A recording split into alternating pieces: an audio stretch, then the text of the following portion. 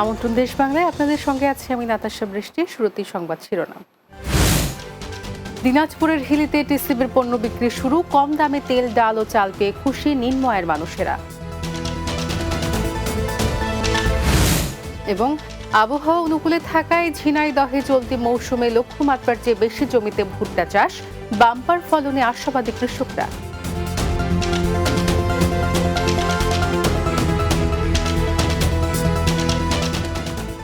শুনছিলেন শিরোনাম, এবার বিস্তারিত। দিনাজপুরের হিলিতে নিম্ন আয়ের মানুষের জন্য ফ্যামিলি কার্ডের মাধ্যমে সুলভ মূল্যে টিসিবির পণ্য বিক্রয় কার্যক্রম শুরু হয়েছে। হাকিমপুর সরকারি কলেজ চত্বরে টিসিবির পণ্য বিক্রয় কার্যক্রমের উদ্বোধন করেন উপজেলা জনস্বাস্থ্য মৎস্য অফিসের ক্ষেত্র সহকারী কামাল হোসেন। এ সময় সেখানে টিসিবি ডিলার আলমগীর হোসেন উপস্থিত ছিলেন। খোলা বাজারের চেয়ে কম দামে তেল, ডাল ও চাল পেয়ে দারুণ খুশি নিম্ন আয়ের মানুষজন। বাজার থেকে দাম অনেক বেশি, এখানে কম দামে পাইছি। আমাদের গরিব লোকের আমাদের সুবিধা হয়ে গেছে। এখানে চাল কিনতেছি একটু দাম কম, ওই জন্য আমরা সুবিধা পাইতেছি। 855 জন সুফলভোগীর মধ্যে টিসিবি বিতরণ কার্যক্রম শুরু হয়েছে। এই কার্যক্রম সকাল 10টা থেকে শুরু হয়েছে এবং 5টা পর্যন্ত চলবে। জুলাইয়ের প্রেরণা দিতে হবে ঘোষণা, এই স্লোগানে চাঁপাইনবাবগঞ্জে লিফলেট বিতরণ করেছে বৈষম্য বিরোধী ছাত্র আন্দোলন ও নাগরিক কমিটির নেতৃবৃন্দ। মঙ্গলবার শহরের শান্তি মোড় থেকে শুরু করে পৌর এলাকার বিভিন্ন শ্রেণী পেশার মানুষের মধ্যে বিতরণ করা হয়। এ সময় শিক্ষার্থীরা জুলাই ঘোষণাপত্র জাতির সামনে প্রকাশের জোর দাবি জানান। জনসাধারণের মাঝে ছড়িয়ে দিতেই এই লিফলেট বিতরণ কার্যক্রম হাতে নিয়েছেন জাতীয় নাগরিক কমিটি ও বৈষম্য বিরোধী ছাত্র আন্দোলন। আবহাওয়া অনুকূলে থাকায় ঝিনাইদহে এবার চলতি মৌসুমে লক্ষ্যমাত্রার চেয়ে বেশি জমিতে ভুট্টা চাষ হয়েছে। ফলে ভুট্টার বাম্পার ফলনের আশাবাদী কৃষকরা। কৃষকের পাশাপাশি বসে নেই কৃষি কর্মকর্তারাও, তারাও দিচ্ছেন সহযোগিতা সহ নানা পরামর্শ। ঝিনাইদহ প্রতিনিধি গিয়াসউদ্দিন সেতুর প্রতিবেদন, জানাচ্ছেন মাসুদ রানা। চাষে খরচ কম, ফলন ও দাম বেশি পাওয়ায় ঝিনাইদহের কৃষকরা ভুট্টা চাষে আগ্রহী হয়ে উঠেছে। ভালো ফলনের আশায় উপজেলার কৃষকরা দিনরাত পরিশ্রম করে যাচ্ছেন। আর আমরা ঝিনাইদহ জেলে ইনশাল্লাহ বহুত ভুট্টা এবার হয়েছে, অনেক ভুট্টা, সবার ভুট্টা আগরে কিছু আছে, কিছু নাবি আছে। এই ভুট্টা বেচে মুনাফা কারো 40, কারো 45, কারো 50। কৃষকরা বলছেন চলতি বছর ভুট্টার গাছ ভালো হয়েছে। প্রথম দিকে একটু পোকার আক্রমণ হলেও এখন তেমন নেই। যদি ভুট্টার দাম ভালো পাওয়া যায় তাহলে লাভ হবে বেশি। তবে সার, কীটনাশক ও তেলের দাম বেশি হওয়ায় কৃষকরা রয়েছেন বিপাকে। হ্যাঁ, প্রথম ভুট্টা লাগিয়ে পোকা লেগেছে, তারপরে যাক কারণ দিইনি পোকায়, এখন এই দুটোটা পাতা টাতা খাচ্ছে। ছোট ছোট যখন চারা বেরোয় না, ওই সময় কিছু কিছু কাটছিল, ঠিক আছে, পরে আমরা 2 বার স্প্রে করেছি, বর্তমানে এখন ভালো। এবছর ভুট্টার লক্ষ্যমাত্রা ছাড়িয়ে যাবে বলে আশা করছে কৃষি বিভাগ। আমরা ভুট্টার গাছ মাঠে এখন যেটা রয়েছে আমরা দেখছি যে ভুট্টার গাছের গ্রোথ খুব ভালো এবং কৃষকরা অত্যন্ত খুশি।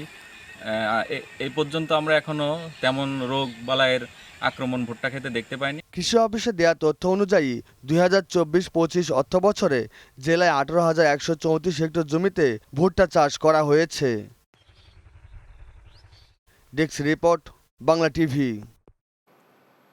বিএনপির প্রতিষ্ঠাতা শহীদ জিয়াউর রহমানের জন্মবার্ষিকী উপলক্ষে অসহায় শীতার্তদের মধ্যে শীতবস্ত্র বিতরণ করেছে বাংলাদেশ জাতীয়তাবাদী মৎস্যজীবী দল জামালপুর জেলা শাখা। মেষ্টা বীর মল্লিকপুর ফুলারপাড়া মাদ্রাসা মাঠে এই শীতবস্ত্র বিতরণের আয়োজন করা হয়। শীতবস্ত্র বিতরণের আগে সংক্ষিপ্ত আলোচনা সভায় জেলা মৎস্যজীবী দলের সভাপতি আব্দুল হালিমের সভাপতিত্বে এতে বক্তব্য রাখেন বিএনপির জাতীয় নির্বাহী কমিটির সহ সাংগঠনিক সম্পাদক ও জামালপুর জেলা বিএনপির সাধারণ সম্পাদক অ্যাডভোকেট শাহ মোহাম্মদ ওয়ারেস আলী মামুন সহ অন্যরা।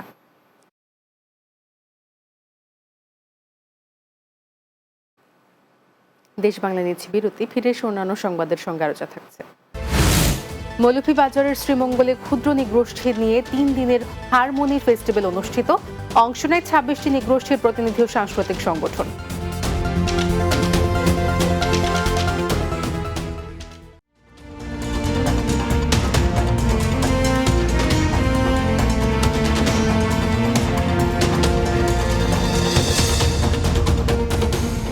দেশ বাংলায় স্বাগত আরও একবার। মৌলভীবাজারের শ্রীমঙ্গলে ক্ষুদ্র নিগোষ্ঠী নিয়ে 3 দিনব্যাপী হারমোনি ফেস্টিভ্যাল অনুষ্ঠিত হয়েছে। পর্যটন শিল্পকে বিকশিত করতে প্রথমবারের মতো এই ফেস্টিভ্যালের আয়োজন করা হয়।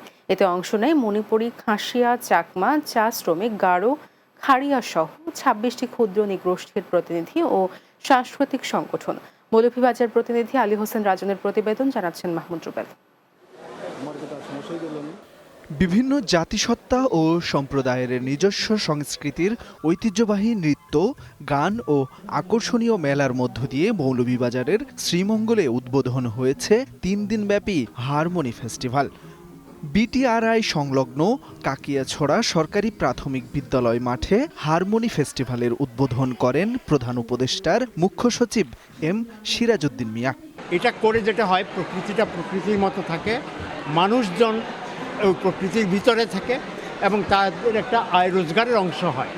অর্থাৎ এক ধরনের পার্টনারশিপ ডেভেলপ করা হয় ট্যুরিজমের সাথে স্থানীয় মানুষের। উৎসবে আসে বিভিন্ন ক্ষুদ্র জাতিসত্তার লোকজন। পায়ে আলতা, পাহাড়ি রঙের শাড়ি, খোপায় ফুল পরে নারীরা নাচ ও গানে মুখর করে তোলেন চারপাশ।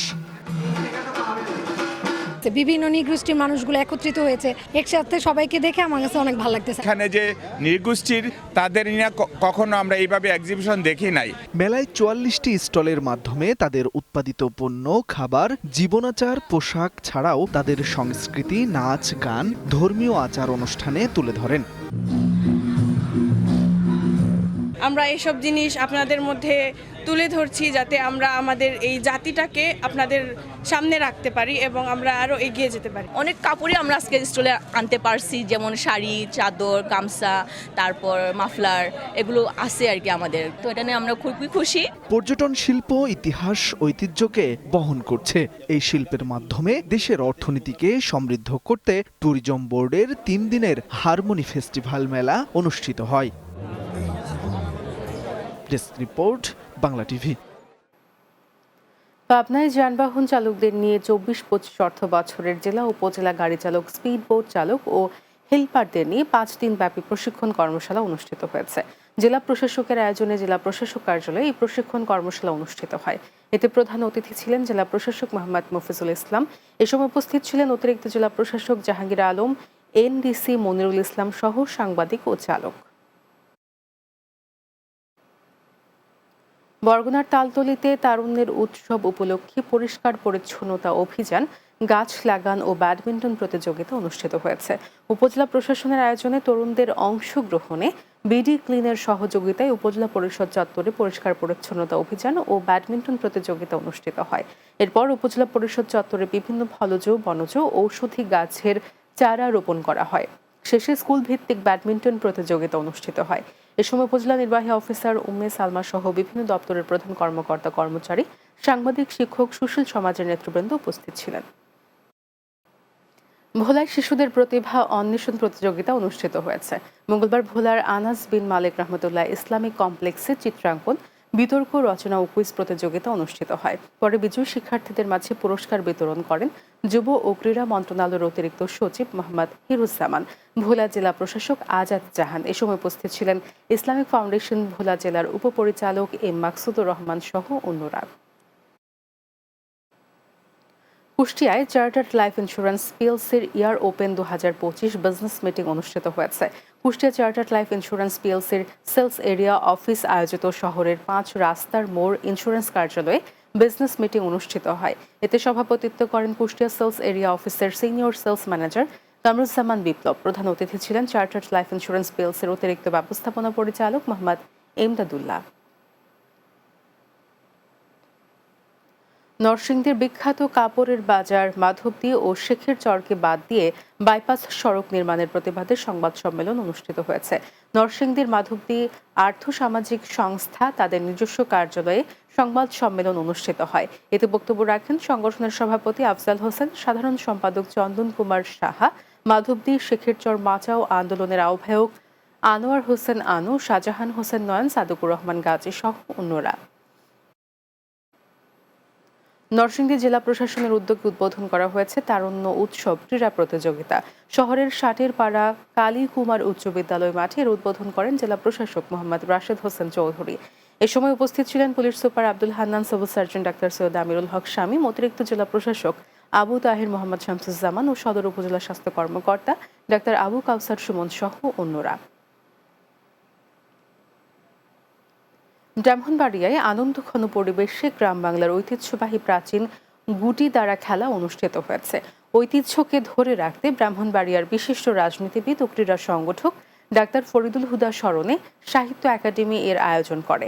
খেলার নির্ধারিত 1 ঘন্টায় লাল দল ও সবুজ দল উভয়ই 8 পয়েন্ট করে অর্জন করায় ফলাফল ড্র ঘোষণা করা হয়।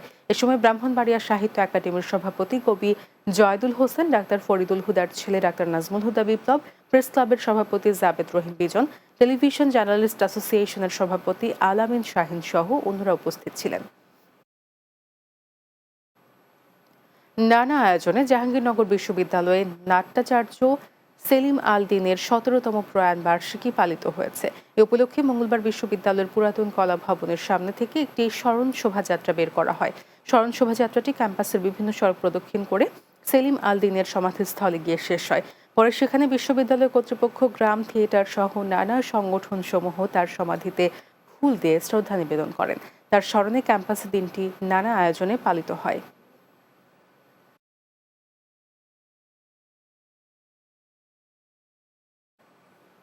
শেষ করব দেশ বাংলা, যাওয়ার আগে শিরোনামগুলো জানিয়ে দিচ্ছি আরও একবার। দিনাজপুরের হিলিতে টিসিবির পণ্য বিক্রি শুরু, কম দামে তেল, চাল ও ডাল পেয়ে খুশি নির্ময়ের মানুষেরা। আবহাওয়া অনুকূলে থাকায় ঝিনাইদহে চলতি মৌসুমে লক্ষ্যমাত্রার চেয়ে বেশি জমিতে ভুট্টা চাষ, বাম্পার ফলনে আশাবাদী কৃষকরা। এবং মৌলভীবাজারের শ্রীমঙ্গলে ক্ষুদ্র নৃগোষ্ঠী নিয়ে 3 দিনের হারমোনি ফেস্টিভ্যাল অনুষ্ঠিত, অংশ নেয় 26টি নৃগোষ্ঠীর প্রতিনিধি ও সাংস্কৃতিক সংগঠন।